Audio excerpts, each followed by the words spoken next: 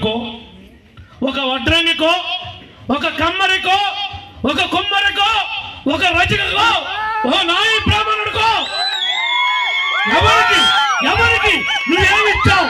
నీ 56 సంఘాలు పెట్టుకొని ఒక సగల చక్రవర్తుల్ని ద్రోహం చేశావు. ఈ రాష్ట్రంలో ఉన్నటువంటి బీసీ కులాలలో చీలిక తీసుకొచ్చి తద్వారా నువ్వు రాజకీయ వ్యభిచారం చేయడానికి విడదీసావే తప్ప ఏ ఒక్క బీసీ కులానికైనా సరే నువ్వు ఆదుకున్నావని చెబితే రాజకీయంగా శాశ్వతంగా వైదొలుగుతావని చెప్పి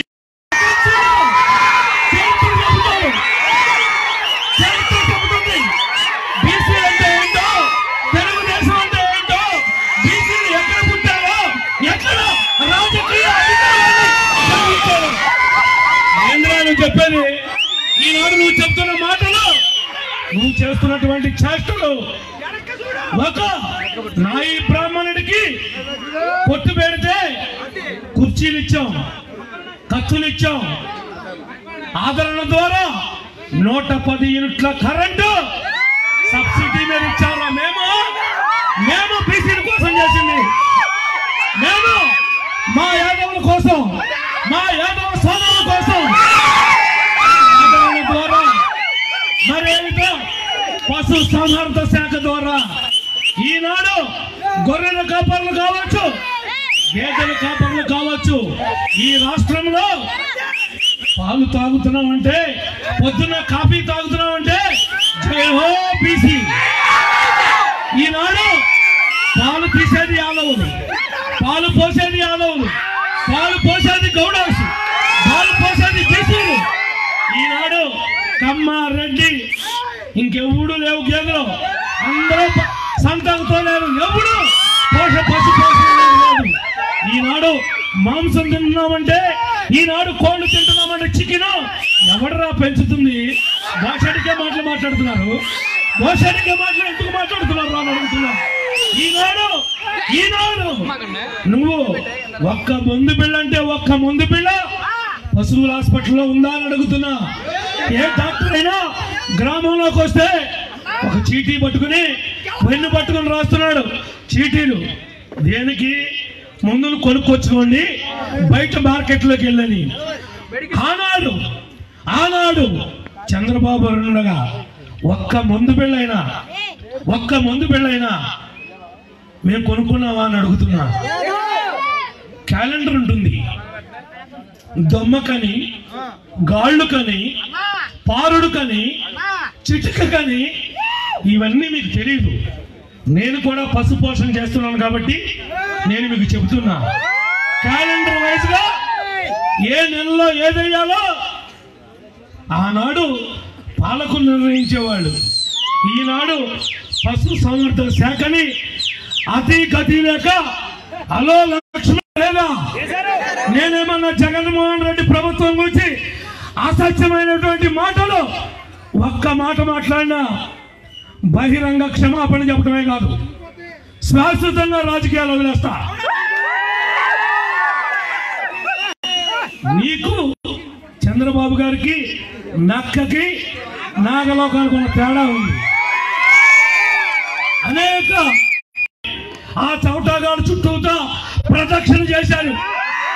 దేనికి? నా ఆవు చచ్చిపోయింది డబ్బులు ఇవ్వమని, నా గేదె చచ్చిపోయింది డబ్బులు ఇవ్వమని. వీళ్ళకి ఇచ్చేటువంటి హృదయం, అలాంటి ఆలోచన ఈ ముండలకు కానీ ఆ చౌటాగాడికి కానీ అడుగుతున్నా. మీకు చెబుతున్నా, కుల వృత్తుల్ని ప్రోత్సహించేది తెలుగుదేశం, బీసీలని ప్రోత్సహించేది రాజకీయంగా బీసీల కోసం ఒక కర్మాగారాన్ని ఏర్పాటు చేసి పెద్దలు అయ్యన్న పాత్రుడు గారు, మరణాన్ని రంగారావు గారు, యనమల రామకృష్ణుడు గారు, అచ్చెన్నాయుడు గారు, దేవేంద్ర గౌడ్ గారు, కిమిడి కళా వెంకటరావు గారు, అదేవిధంగా కేఈ కృష్ణమూర్తి గారు, ఎవరు అన్ని కూడా మణిరత్నాలు. ఎవడు తయారు చేశాడు వీళ్ళని?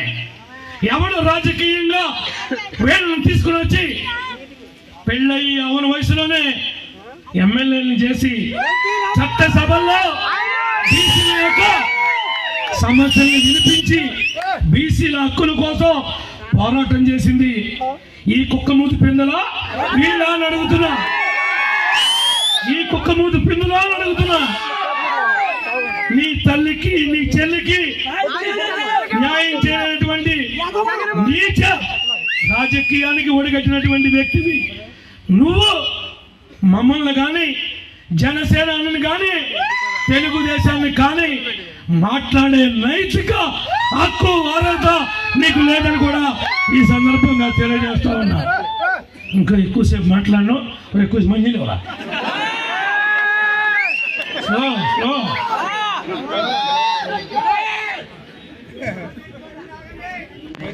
ఈనాడు ఎక్కడ వద్దు, ఇది లక్ష్మీపురం పోతునూరు గ్రామంలో ఉన్న లక్ష్మీపురం. ఇవి తమ్ముడు ప్లీజ్ తమ్ముడు, ఈ యొక్క లక్ష్మీపురం ఇంత కంకర్రాలతో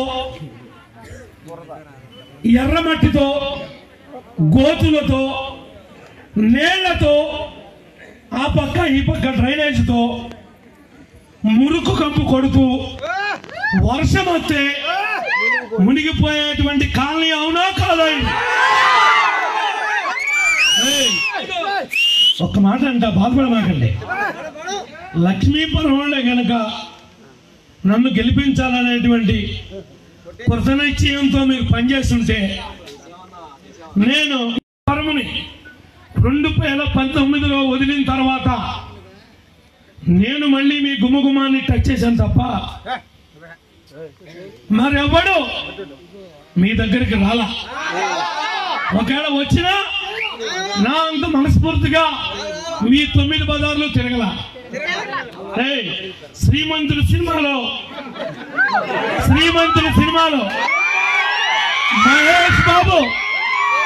మహేష్ బాబు కనుక ఏ విధంగా చేశాడో ఈ 9 రోడ్లు మనం ఉన్నటువంటి వేదిక డబల్ రోడ్ వేసి, ఇది ఎందుకు వేసానంటే అండర్ గ్రౌండ్ ఆ పక్కన వేసి మీరు చిన్న చిన్న ఫంక్షన్లు పెట్టుకుంటే కనీసం మీకు భోజనం పెట్టుకుంటానికి ఇక్కడ అవకాశం లేదనే ఉద్దేశంతో భవిష్యత్తును దృష్టిలో పెట్టుకుని వేశారు. ఆ బార్ నుండి ఈ బార్కి హైట్ లారీ వచ్చిన దీని కింద లారీ వెళ్ళే విధంగా ఒక షెడ్ నిర్మాణం చేసి మీకు అంకితం చేయాలని పగటి కళ్ళ కన్నా, కానీ నా కళలకి గ్రామస్తులు కానీ ఆ జగన్ గాడి మాయలో మీరు పడి కొంతమంది ఒక్కసారంటే ఒక్కసారనే మాట ఎంత ప్రమాదకరమో ఒక్కసారి మరలా మిమ్మల్ని ఆలోచించేమని అడుగుతున్నా.